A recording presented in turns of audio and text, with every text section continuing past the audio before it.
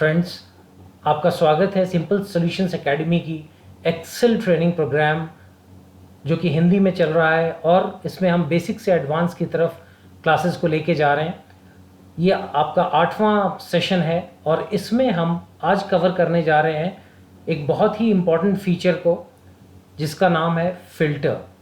Excel के अंदर filter का बहुत ज़्यादा उपयोग होता है। वो आपको डेटा को छांटने में और अपने पसंद के डेटा को बड़े डेटा के अंदर से निकालने में मदद करता है। हम हर सेशन में दोस्तों कुछ ना कुछ रिवाइज करते चलते हैं। तो इसमें देखिए नीचे की तरफ मैं आपको दिखाऊंगा कि टैब्स के हमने डिफरेंट कलर्स किए हुए हैं। ग्रीन कलर और ब्लू कलर में टैब्स हैं।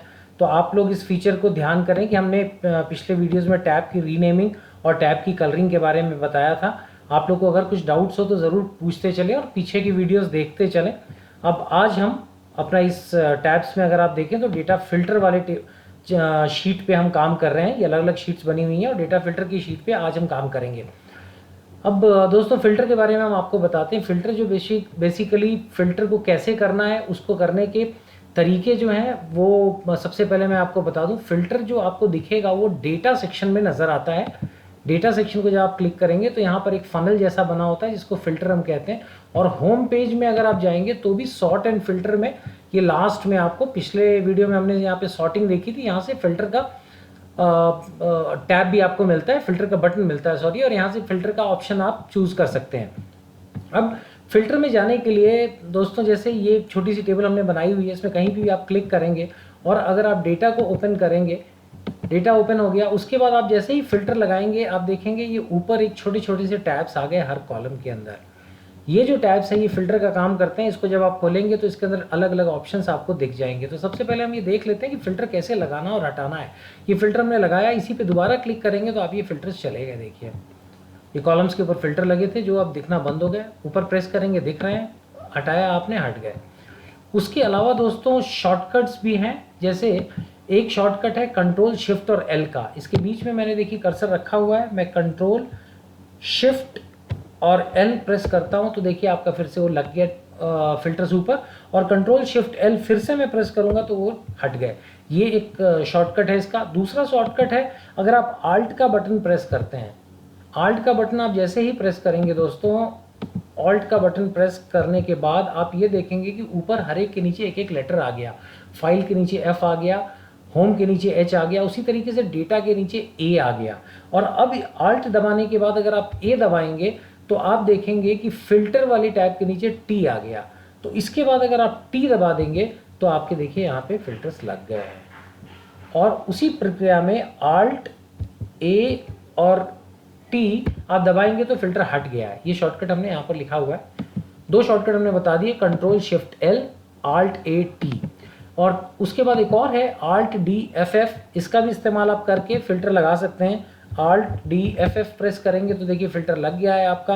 Alt D F F press करेंगे तो फिल्टर हट गया है आपका। ये चार तरीके हैं जो हमने बताए। एक तो सीधा आप अपने माउस को यूज़ करके जा सकते हैं, उसके अलावा आप कीबोर्ड को इस्तेमाल करके तीन तरीके से फ़िल्टर लगा सकते हैं।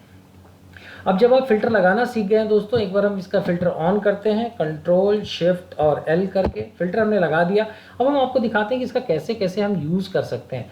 फ़िल्टर को जैसे ही हम ओपन करेंगे दोस्तों, आप देखिए उसके अंदर ऑप्शन आ जाता है सॉर्टिंग में, जो हम पढ़ चुके हैं, ओल्डेस्ट टू न्यूएस्ट, डेट के केस में न्यूएस्ट टू ओल्डेस्ट, और सॉर्ट बाय कलर। ये तीन चार चीज़ें हम पहले भी देख चुके हैं। वो ऑप्शंस आपको इसमें आते हुए दिखेंगे। जो नई चीज़ आपको दिखेगी कि इसमें डेटा फिल्टर्स नीचे लिखा है, इसको जैसे ही आपने क्लिक किया दोस्तों, इसमें बहुत सारे ऑप्शंस आ जाते हैं डेट्स के। जैसे सपोज करिए आज की डेट जब मैं ये कर रहा हूँ वीडियो तो 22 है। इसमें अगर मैं टुमारो डेट सेलेक्ट कर दूँ तो सिर्फ कल 23 मई के डेटा इसमें बच गया है। इसमें आप डेट फिल्टर्स में जाके अलग अलग तरीके के फ़िल्टर लगा सकते हैं। अगर मैं टुडे कर दूं तो सिर्फ 22 तारीख वाला डेटा देखिए इसके अंदर से निकल के आ गया है। और टुमारो कर रहा हूं तो डेट फिल्टर्स में जाके तो सिर्फ टुमारो, कल का डेटा मेरे को, तो जो डेटा मैं देखना चाह रहा हूं उस डेटा को मैं ईजिली यहाँ के फ़िल्टर्स में सिर्फ मेरे को क्लिक करना है उसको, और वो आ जाएगा। और अगर हटाना है तो मुझे सिंपली वापस जाके उसको क्लिक कर देना है, वो फ़िल्टर को रिमूव कर देना है। क्लियर फिल्टर फ्रॉम डेट का टैब मैंने प्रेस किया और सारा का सारा फ़िल्टर क्लियर हो गया और आपकी पूरी की पूरी टेबल विजिबल हो गई। इसमें दूसरे कॉलम में आता हूँ जिसमें ये एग्जीक्यूटिव्स के नाम है, यहाँ पर क्लिक करता हूँ तो फिल्टर्स में देखिए सबके नाम यहाँ नीचे आ रहे हैं। मैं चाहूँ तो इस फिल्टर्स में से सिर्फ महेश की अगर डिटेल्स निकालना चाहता हूँ तो मैं महेश पे क्लिक करूँगा और ओके कर दूंगा, तो टेबल में सिर्फ महेश सेल्स रिप्रेजेंटेटिव की सारी डिटेल्स इसके अंदर आ जाएगी। वापस फिल्टर हटाना है मुझे दोस्तों, तो clear filter from sales executive लगाया, फिल्टर सारा हट गया। उसके बाद दोस्तों मैं फिर से अगर इसको रेवेन्यूज़ पे जाता हूं दोस्तों और इसमें फिल्टर्स देखता हूं, तो देखिए सारे नंबर्स हैं, जिस नंबर को सिलेक्ट करूंगा वो आ जाएगा, स्मॉलेस्ट टू लार्जेस्ट आ जाएगा, लार्जेस्ट टू स्मॉलेस्ट आ जाएगा। और उसके अलावा नंबर फिल्टर के ऑप्शन पे अगर मैं जाता हूं तो इसमें फिर ढेर सारे ऑप्शन आते हैं, इक्वल्स, ग्रेटर, लेस दैन।